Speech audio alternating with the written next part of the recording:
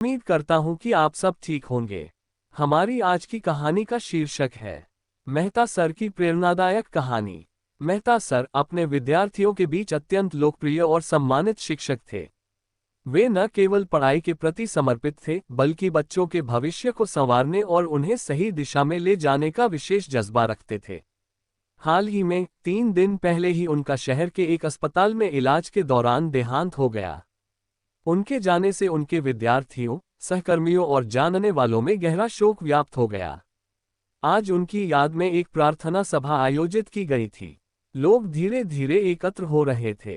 प्रार्थना सभा समय पर शुरू हुई और एक एक कर उनके विद्यार्थियों और सहकर्मियों ने उनके व्यक्तित्व और कर्तव्यपरायणता पर प्रकाश डाला। हर कोई उनके अनुशासन, सहनशीलता और बच्चों के प्रति उनके अद्वितीय प्रेम को याद कर रहा था। सभा अभी चल ही रही थी कि एक अनजान व्यक्ति ने प्रवेश किया।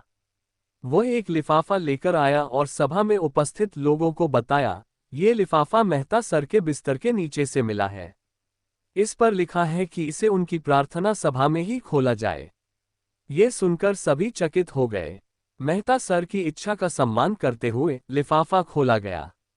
उसमें से एक पत्र निकला, जिसे माइक पर पढ़ा जाने लगा।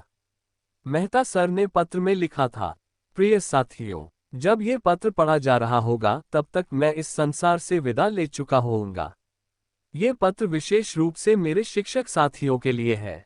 जीवन के कुछ अनुभव मैं आपसे साझा करना चाहता हूँ, ताकि यदि किसी को प्रेरणा मिले तो मेरा जीवन सार्थक हो जाएगा।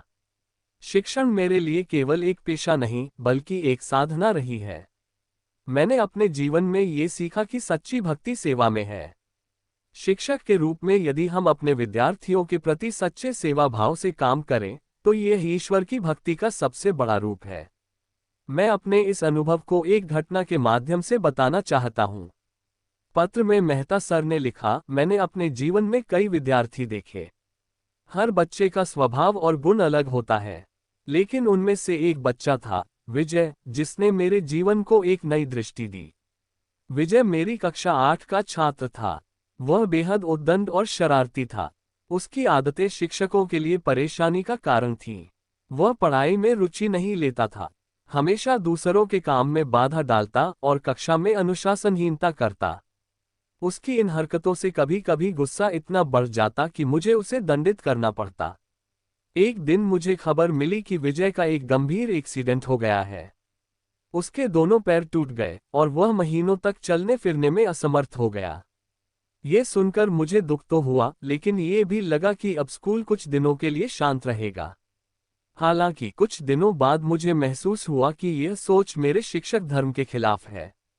विजय जैसे बच्चों को दंडित करना आसान है, लेकिन उनकी समस्याओं को समझकर उन्हें सही रास्ता दिखाना ही असली शिक्षक का कर्तव्य है। मैंने तय किया कि मैं विजय को घर जाकर पढ़ाऊंगा। मेहता सर ने लिखा, मैं विजय के घर पहुंचा। उसे आश्चर्य हुआ कि मैं वहां क्यों आया हूं। मैंने उससे बात की और उसकी पढ़ाई शुरू कर दी। वह धीरे धीरे मेरी बात समझने लगा। उसे पढ़ाई में रुचि आने लगी। मैंने महसूस किया कि वह बेहद तेज दिमाग वाला लड़का था, लेकिन गलत संगति और उचित मार्गदर्शन की कमी ने उसे भटकने पर मजबूर कर दिया था। उसकी कड़ी मेहनत और लगन से उसने बोर्ड परीक्षा में 73% अंक हासिल किए। उसका आत्मविश्वास लौट आया और उसने अपने जीवन को नई दिशा में ले जाने का फैसला किया। समय के साथ विजय का संपर्क मेहता सर से छूट गया, लेकिन उनके मन में विजय का विशेष स्थान हमेशा रहा। वर्षों बाद जब मेहता सर सेवानिवृत्ति के बाद शांत जीवन बिता रहे थे, अचानक उनका स्वास्थ्य बिगड़ गया। उन्हें शहर के एक बड़े अस्पताल में भर्ती कराया गया। जब उन्हें होश आया तो डॉक्टर उनके पास आए। डॉक्टर ने मुस्कुराते हुए कहा, सर, क्या आप मुझे पहचानते हैं? मेहता सर ने कहा, नहीं, लेकिन तुम्हारा चेहरा जाना पहचाना लग रहा है। डॉक्टर ने चरण स्पर्श करते हुए कहा, मैं विजय हूँ। वही विजय जिसे आपने 8वीं कक्षा में पढ़ाया था। ये सुनकर मेहता सर भाव विभोर हो गए। विजय ने कहा, सर, आप ही की वजह से मैं यहाँ तक पहुँचा हूँ। आपने मुझे न केवल पढ़ाई में मदद की, बल्कि जीवन की सही दिशा दिखाई। आपने मुझ पर विश्वास किया जब पूरी दुनिया ने मुझे नकार दिया था। आज मैं जो कुछ भी हूँ, वह केवल आपकी मेहनत और मार्गदर्शन का परिणाम है। पत्र में अंत में लिखा था, प्रिय साथियों, सच्चे भाव से की गई सेवा कभी व्यर्थ नहीं जाती। शिक्षक केवल ज्ञान नहीं देते, वे बच्चों के भविष्य के शिल्पकार होते हैं। मेरा आप सबसे निवेदन है कि अपने कार्य को केवल एक पेशा न माने, बल्कि इसे एक साधना बनाएं। अब मेरी यात्रा समाप्त हो रही है। मैं अपने जीवन से संतुष्ट हूँ। मेरा ईश्वर से यही प्रार्थना है कि हर शिक्षक अपने विद्यार्थियों के जीवन में वही बदलाव लाए जो मैंने विजय के जीवन में लाने की कोशिश की। अब अलविदा, आपका मेहता सर। पत्र पढ़ा गया और पूरे हॉल में सन्नाटा छा गया।